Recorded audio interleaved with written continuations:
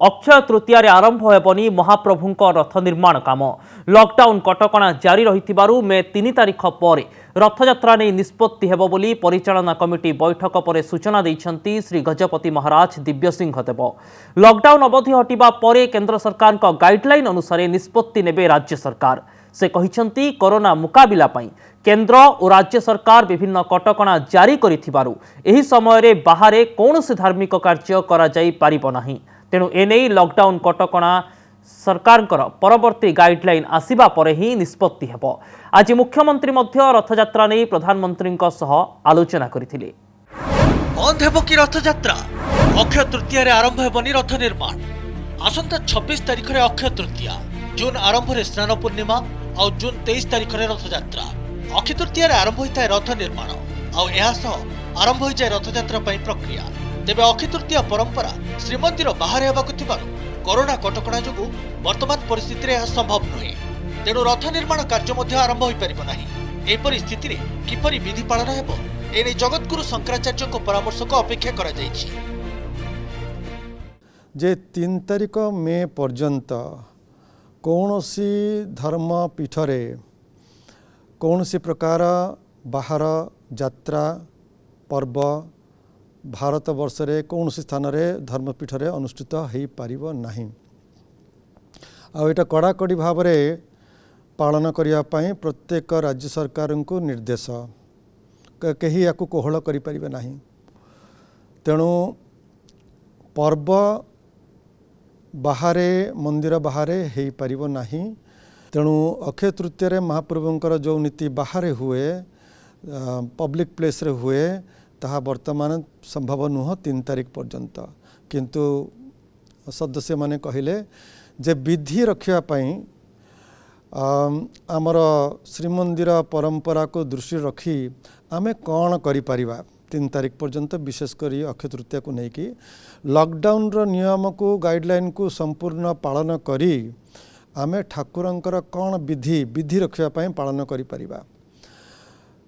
ता उपरे managing committee रे विचार कले जे एटा गोटे धार्मिक प्रसंग। मैनेजिंग कमिटी होची गोटे प्रशासनिक संस्था।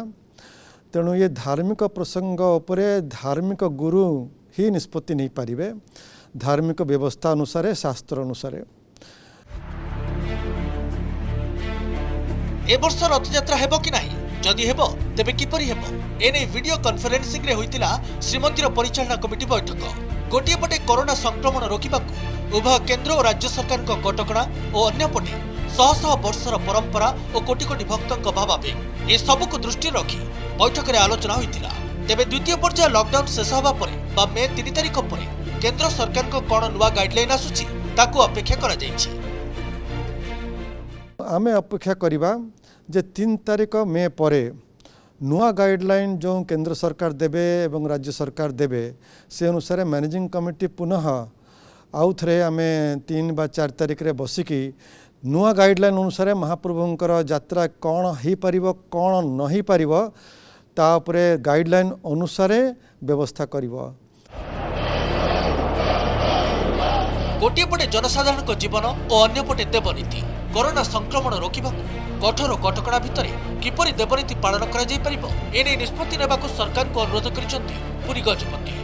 3 तारिख परे जो नूतन गाइडलाइन करिवे सेतरे आमर समस्तंकर निवेदन रहिबो जे देवनीति जेमिति व्याघात न हो। एपटे आमर रोगर किमिति आमे नियंत्रण करिबा केमिति दूर करिबा ये हला गोटे। द्वितीय आमे महाप्रभुंक पर्व किमिति चले रखिबा ये हला अपर पक्ष। दुईटी भावना को सम्मान देई दुईटी भावना को विचार करी कौन सरकार किछि हमको बाट देखै पारिबे कि ये भावना ये निवेदन सरकार पाखरे मैनेजिंग कमिटी सदस्य माने रखिले। भक्तों समागम बिना पालन हेबो कि रथयात्रा? सेवक और पुलिस कर्मचारी सहायता हेबो कि रथटଣା? रथयात्रा 10 लाख अधिक श्रद्धालुओं समागम होता है। एपटे कोरोना संक्रमण रोकबा सामाजिक दूरता एकमात्र विकल्प। तेणु बिना भिड़ रथयात्रा करने निष्पत्ति निया संभावना रही। संपूर्ण कटकणा लगे केवल सेवक आउ ऑफिसर माने जो माने अधिकृत अछंती पुलिस पर्सनल द्वारा कौन महाप्रभुंकर पर्व करहब कि ये निष्पत्ति सरकार नेबे। अक्षय तृतीया को छाड़देले जून मासरे अनुष्ठित हेब रथयात्रार समस्त विधि। स्नान पूर्णिमा, अणसर नीति, गुंडीचा यात्रा, बाहुड़ा यात्रा ठारू सुनावेश पर्यंत जानी यात्रा जून मास आरंभरू जुलाई मास प्रथम सप्ताह पर्यंत चलिब। तेणु मे मास 3 तारिख द्वितीय पर्याय लॉकडाउन सरिबा परे एवं सरकार को नुआ गाइडलाइन आसिबा परे स्पष्ट हेब एथर हेब कि नहीं रथयात्रा। पुरीरू कैमरामैन सुकांत बेहरा सह सीमांचल पाढ़ी और भुवनेश्वर ज्योतिप्रकाश दास रिपोर्ट, कनक न्यूज।